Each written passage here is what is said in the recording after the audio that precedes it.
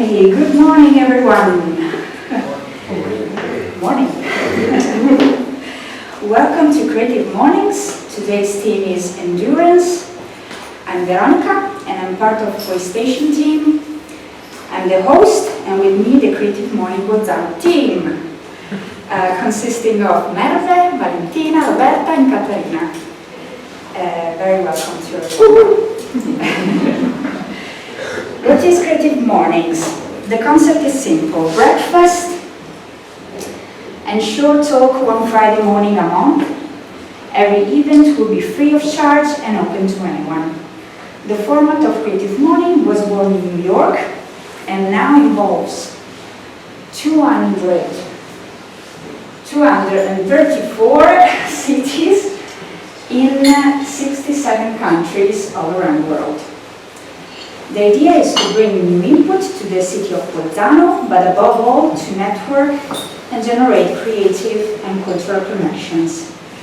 If you wish, you can register and join the Creative Mornings Bolzano network and creativemorning.com. At the table, you will find some breakfast. Please help yourself. Feel at home. Before introducing today's guest, I would like to read you the Creative Morning Manifesto. Everyone is creative. A creative life requires bravery and action, honesty and hard work. We are here to support you, celebrate with you, and encourage you to make things you love. We believe in the power of community, we believe in giving a damn, we believe in face-to-face connections, and learning from others in hugs and high fives. We bring together people who are driven by passion and purpose, confident that they will inspire one another and inspire change in neighborhoods and cities around the world. Everyone is welcome. Okay. So today the theme is endurance, and with us today a guest who, like Creative Morning, is from New York. And I'm not jet lagged. With us is William Briscoe, a choreographer, actor, and a contemporary dancer who will bring Vogueing to South Europe for the first time. He's currently leading a voguing workshop at a museum. With him, we will discuss voguing and how it can test your endurance. How important is endurance in this type of dance? Let's find out. I also want to tell you that thanks to William, we got to know the story of Oshi Sibley, Yes. An American dancer who lost his life recently. And for whom his family opened a fundraiser and when Creative Mornings Bolzano supported. Then William will be able to expand on this story if he wishes. The last information, the next breakfast will be held on November 24th and the theme will be Rhythm. I leave the floor to Simon Briscoe. Thank you so much for being here. I'm a bit nervous, I have to say. I'm really a bit nervous. But I've done many speeches before, and I teach voguing and I teach dance, and so I'm used to being in front of crowds and audiences and sharing my experience. And when I think about, when I think about the word endurance, right, as it relates to voguing, but also when I think about the word endurance, I think of like the ability to, withstand a challenge or to withstand a test, right? And sometimes we can think about like sort of the physical aspect of endurance, like if you decided to run a marathon, right? And you have to prepare, right? There are things you have to do. You have to train for the marathon. Maybe you want to think about the stuff that you are, maybe you want to think about the stuff that you're eating, right? Is this mine or is this mine? Yeah. Perfect. Yeah, so maybe you want to think about the stuff that you're eating, what you put into your body, your mind, your mental preparation. And those sort of same things go into voguing, right? Also, there's a spiritual component, right? If I tell myself that I can do something, right, I'm going to most often want to see it through to the end result, right? Sometimes we give up on things, right, and that's a choice. But I think the endurance is really the spiritual aspect, and that connects to everything. And so, voguing has a very spiritual practice to it as well as physical. We see that, we see the excitement. Okay, we're gonna get to the video clips and all of that. But, those members, like voguing and ballroom, came out of a resistance, right? It came out of a cultural resistance where there was a drag queen, and we also call them femme queens or trans women, right? And she competed in these drag pageants in the early and late 60s in New York City. And on this one particular evening, the drag pageant, I think, was called like Miss America All Camp Beauty Pageant, right? And it was for drag artists and trans women. And these spaces were predominantly for white queens, right? They performed and they were judged and they were scored. And every now and then you got, some black or Latino people in there, but it was based on colorism, right? So beauty signifiers were about the structure of your face, your look, dark people were not considered to be beautiful, essentially, in those spaces, right? So she refused to be prejudiced, and she walked off of the stage and decided that she would start her own ballroom beauty pageant. So that's how we got into ballroom as we know it today. So when I think about, again, endurance, I think about, maybe she walked this pageant 15 times and had to stand in front of these people and be judged and treated unfairly because she didn't identify the mark of what they considered was Eurocentric beauty, And that test of like, I'm going to stand up for what I believe in. I'm going to say that I am beautiful, and whether you believe it or not, I know that, and I'm going to start my own thing. And so that's what she did with the help and support of other people. And that created the ballroom scene as we know it today. I'm not sure how many of you are familiar with ballroom, and we can talk about that later. But it really came out of the ballroom, the pageantry of like beauty, right, and contestants and scoring and judging and all of that. And so as we move through the experience of ballroom, we start to get into the movement aspect of it, which is the vogue, right? And voguing, the style of dance that is basically created from poses in a magazine, right? So if you ever looked at a Vogue magazine, you see that the way the models stand, or they, look at the camera, or they fix their body, those images were taken by a queen. We like to use the word queen in the club, which is just a signifier of just saying that, like, at that point he was either a drag queen or a gay man, right? We use that sort of terminology in ballroom. And he opened the magazine and flipped to one of the pages in the magazine and emulated that pose, right, while he was dancing. And then he flipped to another page and he emulated that pose. And so there became this competition between him and another person on the dance floor. And they were just posing to see who made the prettiest, the most shady, the most kind of defiant move. And that started the competition aspect of voguing. And then it moved into, different styles of posing and performance. And, but voguing has endured over the years. People coming into the community from outside of the community because of its globalization of the dance. People were coming into the community and then they would adopt the moves and teach them everywhere, right? So it was beginning to lose its sort of quality of authenticity.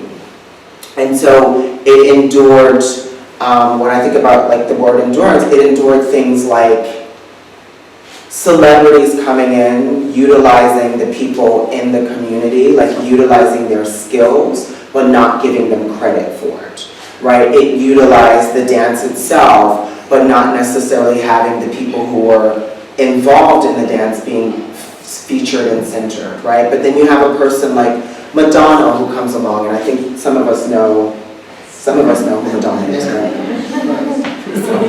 And we should all know who Madonna is. But anyway, so Madonna has been given credit a lot for voguing, right? And we don't want to say that in some aspect that is not true. We do not want to diminish that. Had it not been for Madonna coming to a club in New York City and seeing voguers perform to the beat and just be in their environment, enjoying themselves and competing and having fun and showing love to each other, and expressing themselves. And had Madonna not been at the club at that night and specifically looking for dancers to help her elevate herself, then we may not know about voguing the way that we do globally over the world. Of course, today social media helps us pick up information more quickly, it helps us share information more quickly. But Madonna was really important in the growth of voguing. She gave those dancers, Jose Extravaganza and David, she gave them the opportunity to take their skill, to take their passion, to take their love for dance, to take their love for voguing, and become choreographers, to then help stage her own performances, and then to be seen all over the world. So if I think about their experience in the early 80s, right, voguing was really like a subculture. So it would only be done in kind of small spaces like this, or maybe like a club. And then you have the opportunity of presenting yourself, in fucking Paris, which you may have dreamed about, as a dancer, I want to dance in Paris, or where is Paris, or what do they do in Paris, right? But then you have the opportunity with a person like Madonna who's I want you to come in on my tour and help me create, one of the best shows that the world's seen. So now she's taken these people out of a really small, compressed, really insulated, right? Because mostly these dancers are performing for each other. They're not really performing for the outside world, right? They're not performing for the masses or public. So I think, when I think about Madonna's contribution, I think she really also helped with the endurance of Vogue moving to the next phase, right? Giving people a platform to express themselves. So I just want to show you just a little short clip of what voguing sort of looked like during the time when Madonna was introducing it to the world, right? And then how it's kind of evolved to what we see today. So this clip it's a classic Vogue clip, and this clip, most of the performances that you will see are dancers in a club setting. They're not, performing in stadiums like in the Renaissance tour for Beyonce or something, So, can we expand this?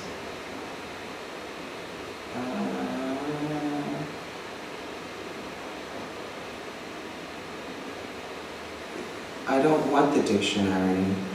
I want a video. Maybe if you click on play. Say that again? If you click on play, it becomes bigger. Yeah, but it seems like now my computer it wants to be very difficult. It doesn't want to support me, and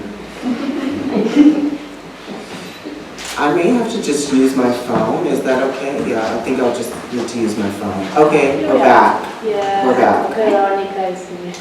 We're back. Let's see if this is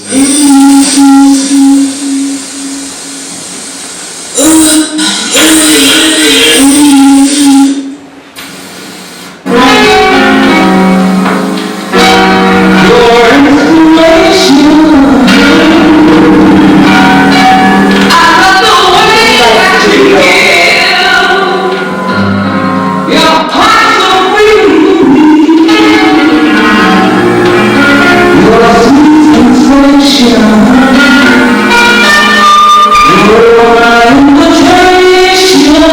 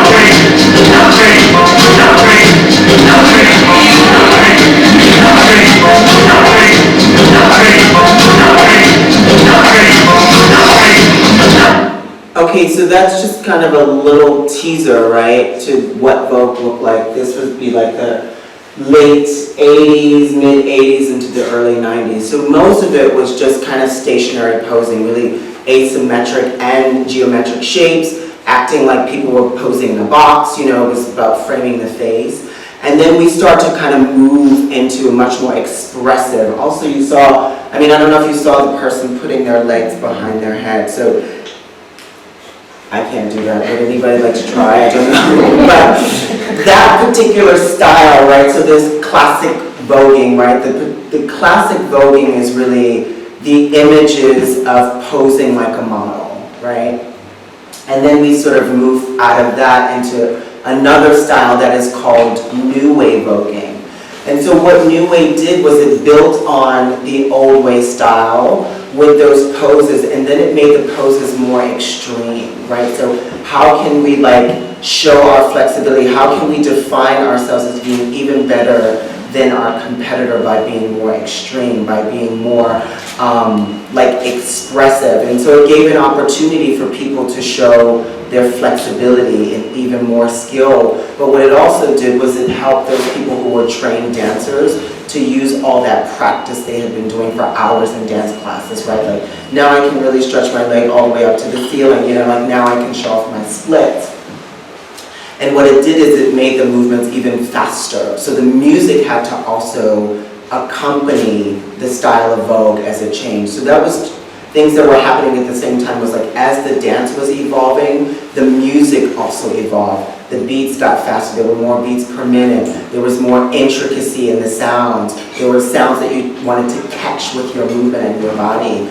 So, you know, it's one of the interesting things too about like, you know, dance and house music and all that is as the dances are being created, right, music has to signify the style itself. So there's this collaboration. You know, without one thing, we don't have the other, right? Like if we think about classical music, and then we think about classical ballet and how those two things go together. If we think about hip-hop music and we think about, you know, how hip-hop dancing. So there's all this collaboration and connection between the styles, right? Which gives us art in a way. And so this is the classic, and then I want to show if the computer behaves.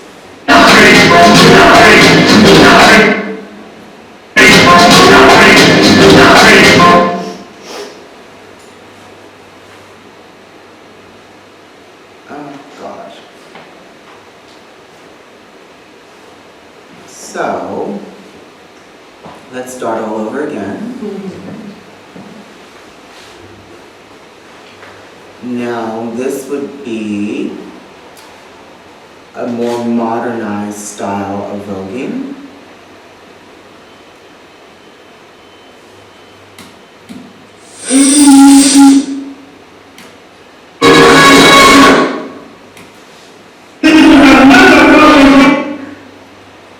So this is Leomi Maldonado.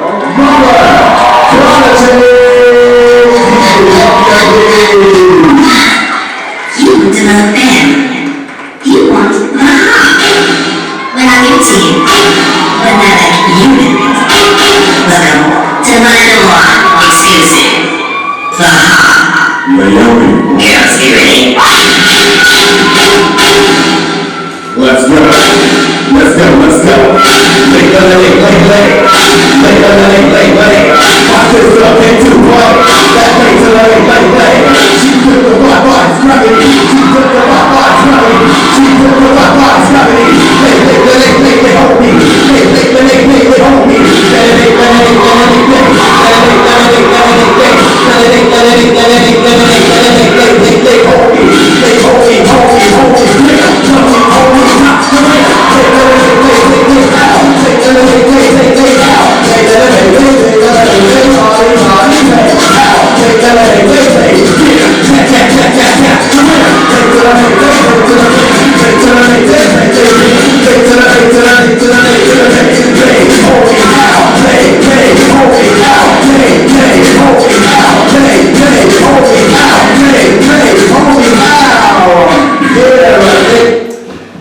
Exciting, right?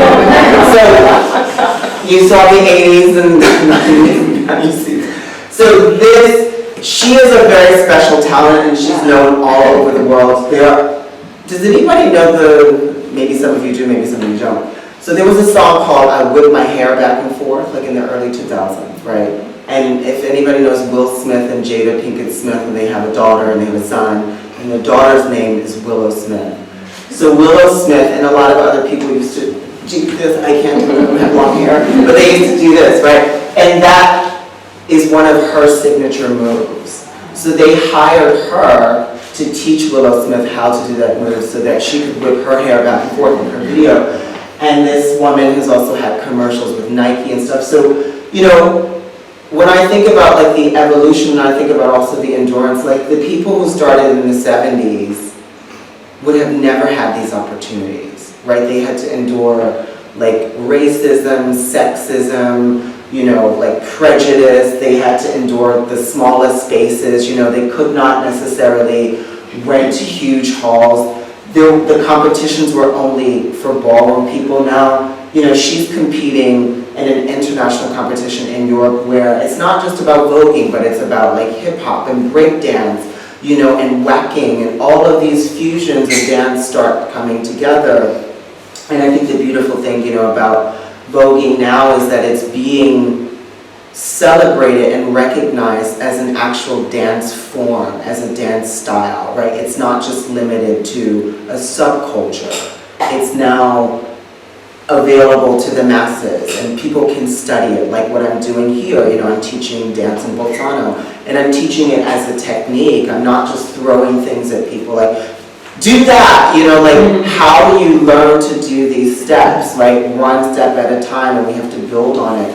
And I think that's the same thing, you know, that we do in any, like I was saying, like a marathon or any sort of strength training, right? We don't start at like 100, we have to build ourselves up. And so I think that, you know, the people in the beginning, you know, those like foremothers and forefathers of ballroom scene, they laid the foundation so that we can sort of build on top of it, and then we can have opportunities like this where I can sit, you know, in front of you and talk about the history, talk about the relevance, talk about, you know, the beauty, talk about the love and the passion that this, you know, community was created in, you know, and yeah, I mean, I can talk a little bit more about my experience, but we're just going to open the floor to questions and conversation if you want. I mean, I can talk about my experience, but I think this is just kind of a general, quick breakdown of what we're doing. So, yeah, that's it.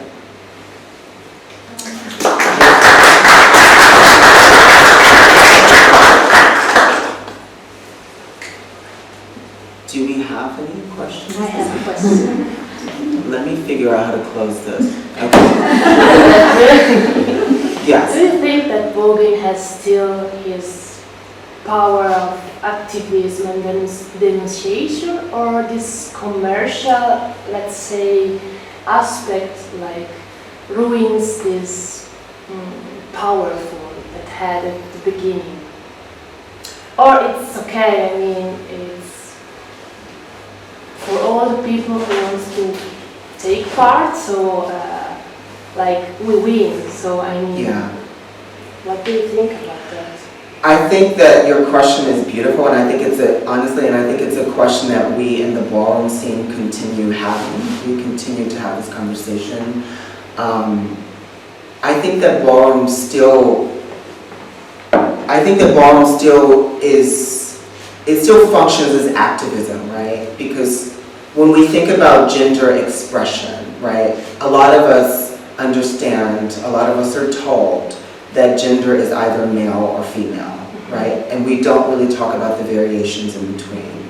So I think that by ballroom opening up its spaces to everybody, genders, non-binary, gender binary, we can still show activism by challenging social norms about what gender looks like, right? So it doesn't have to be the activism of like standing out in the street and protesting, but there's also this inside conversation that goes on. I think on top of that is, as it becomes more socially accepted, it does lose some of that fire. It does lose some of its original existence, which was, which was pushing against the masses. So I think that there's two things that happen at the same time. Like, it can have its sort of activism, but it may lose a lot of the fierceness of what it originally fought for, right? But I think ultimately the activism is inclusion, it's inclusivity, right? Yeah. You're welcome. Yeah. And I think, also, and we can take the next question, but I think also, people are still being prejudiced against for how they show up in a room, how they show up in society, right? And I think that, those people who experience and endure that outside can walk into the ballroom and feel like, excuse my expression, but bitch, I'm accepted here, right? And so that is a form of activism as well that you can take out into the world and be like, I'm celebrated and I'm important here, and now I'm going to use this platform to move on to the next thing in my life, So I think it can look really different in how we utilize activism. Yeah. Did you have a question? Yes, I just wanted to also give a comment regarding the empowerment aspect of Vogueing, and I think, in my personal experience, I never did Vogue or anything, but for example, also seeing Vogue on Netflix, it was such an eye-opening series because it also tells you so much about the Black community, the queer community, and you also learn so much, so many things that you would not otherwise be exposed to. Yeah. And I think just only this aspect already is it's such a learning experience, So maybe, okay, Vogueing itself can be a part of it, so the dance itself is a part, but when you get deeper in the community, learning the things that they do, you kind of also question yourself, maybe the prejudices you have, or your personal experiences that you had, and how you can overcome those by being more, into what other people like, and what they, how they express themselves. So for me, for example, it was I don't pretend to Vogue or anything, but it was just me interesting learning curve, Yeah. No, thank you for sharing that. And I think, these are human beings, right, in the ballroom community who have lives and who have struggles and who have challenges, and we don't get to know that aspect, and not that we need to, when we're only focused on the voguing and the dance, right? But it's really about how the dance only came out of the expression of people needing and wanting to be accepted for who they were, right? So as you said, we even go back before Pose, there is also Paris is Burning. I don't know who's familiar with that documentary, right? And we get Paris is Burning, which leads to other documentaries, and then we get a show like Pose on TV, so more people can see it.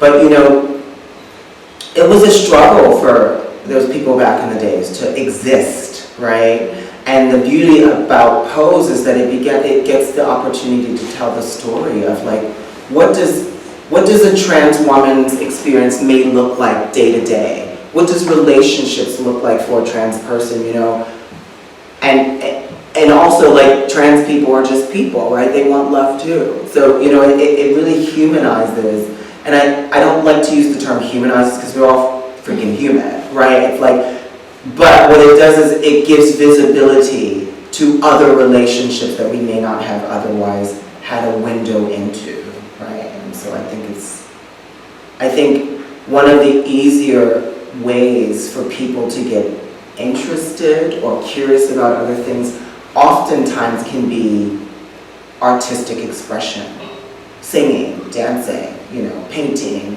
and then we start to look for more history, more information. So I think that the dance was important, but as you say, it's also all of these other elements that make the community what it is, right? And it's the people. Yeah. It sounds a lot like something of the very big city of New York and so on. And now you're teaching here in this, in the middle of the mountains. Does it go and feel? A big city girl in a small town world.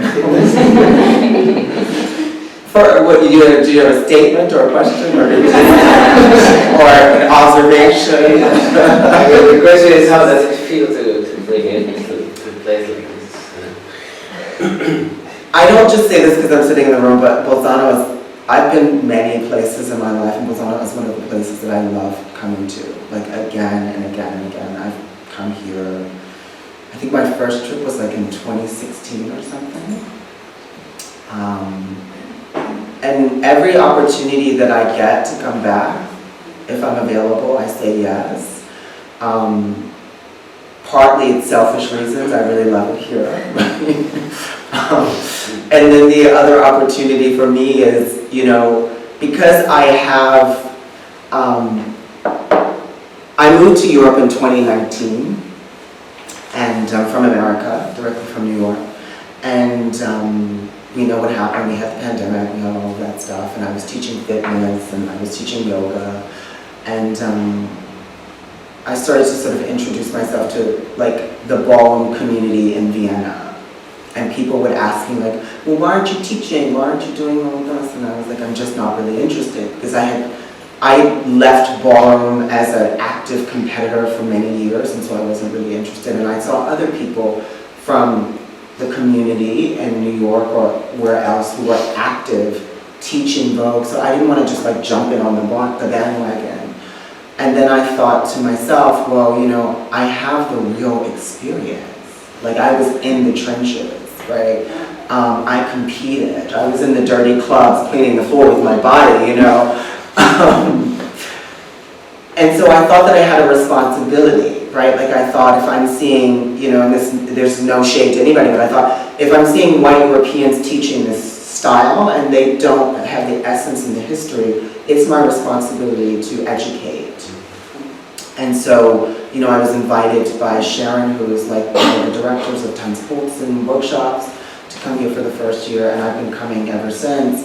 But so how does it feel? It feels important to me. You know, sometimes I'm teaching workshops and there's 7 people, and sometimes I feel like, holy shit, what am I doing here? You know, but then I think about the transformation that happens when I see people walk in on Monday, and by Friday, there's different attitudes, there's different levels of confidence. They may be tired as hell by Friday, you know, from all the work, but it's the sharing, right? It's the synergy, it's the energy that like doing something like this gives people confidence to own who they are, you know. So for me, it's actually a gift to be doing this, you know, because I also feel very passionate about it.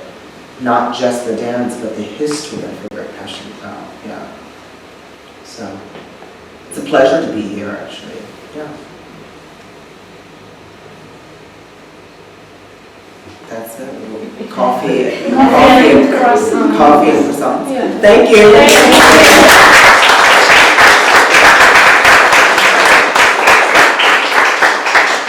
Does anyone want a quick Vogue lesson? No.